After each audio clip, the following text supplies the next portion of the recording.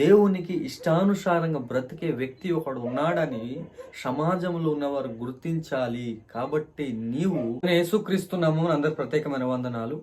ఎన్నిసార్లు చెప్పిన మాట వినకపోతే, ఎన్నిసార్లు చెప్పిన మాట వినడండి. వాడు కఠినుడండి, సిగ్గుమాలినోడండి, తిరుగుబాటు చేసేవాడండి, దుర్మార్గుడండి, దౌర్భాగ్యుడండి అని ఎవరైనా మనకు అడిగితే మనం చెప్తాం.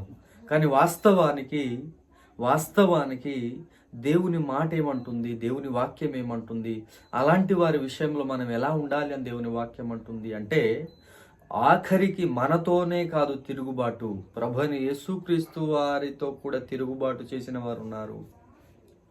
ఆయన దృష్టిలో కూడా కఠినమైన వారు, సిగ్గుమాలిన వారు ఉన్నారు. ఆయన ఎహెచ్కేలుతో అంటారు, వారు కఠినులు, వారు మాట వినని వారు, చెప్పినా కూడా మాట వినరాలు, కాబట్టి సిగ్గుమాలిన వారు. కావున నువ్వేం చేయాలి అంటే మీ మధ్య ఒక ప్రవక్త ఉన్నాడండి, వారి మధ్య ఒక ప్రవక్త ఉన్నాడని.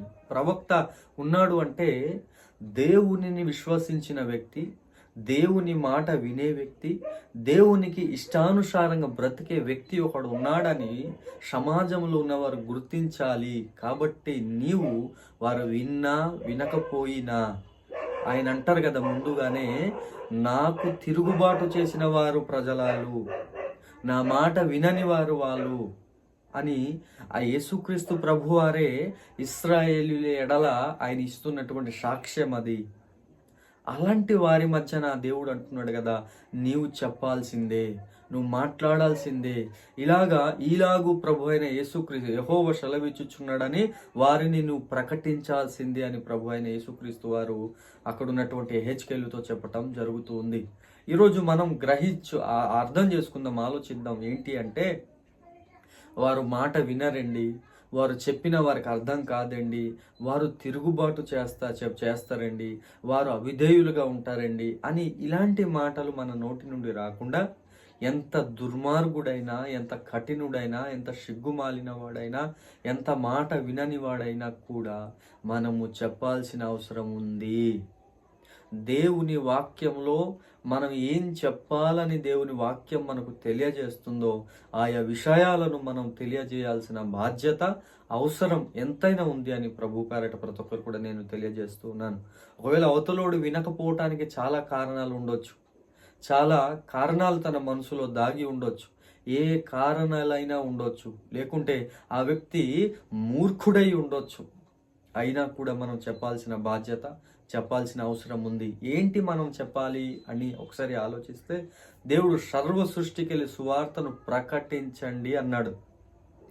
సువార్తను ప్రకటించండి అని యేసుక్రీస్తు ప్రభు వారు చెప్పారు అంటే చెప్పండి అన్నాడు. కాబట్టి అవతలి వ్యక్తి వింటారా వినరా అనేటటువంటి ఆలోచన మనం కలిగి ఉండకుండా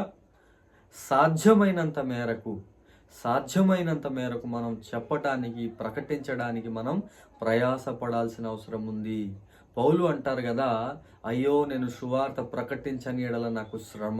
అయ్యో అనేటటువంటి ఆ పదాన్ని వాడుతూ ఉన్నాడు. అంటే ఆయన ఎంతలా ఫీల్ అవుతున్నారు, ఎంతలాగా ఆయన బాధపడుతున్నారు. ఒకవేళ నేను సువార్త ప్రకటించకపోతే నాకు శ్రమ అనేటటువంటి ఆలోచనలు ఆయన ఉన్నారు. దేవుని బిడ్డలంగా మనం ఆలోచన చేద్దాం. ఎవరు వింటారా వినరా, వినకుండా వాళ్ళు తిరుగుబాటు చేస్తారేమో, వాళ్ళు కఠినులుగా ఉంటారేమో, వారు సిగ్గుమాలిన వారు కదా అని ఇతరులను గురించి మనం అనుకోవాల్సిన అవసరం లేనే లేదు. ఎలాంటి వారైనా కూడా, ఎంత కఠినమైన వ్యక్తికి కూడా మనం ప్రకటించాల్సిన అవసరం ఉంది. మనం దైవ వాక్యాన్ని చెప్పాల్సిన అవసరం ఉంది, సువార్తను చెప్పాల్సిన అవసరం ఉంది. ఎహెచ్కేలు వలె మనం చక్కగా నిలబడి దేవుని కొరకు మనం పరిగెట్టాల్సిన అవసరం ఉందని ప్రభు పేరట తెలియజేస్తూ ఈ మాటలను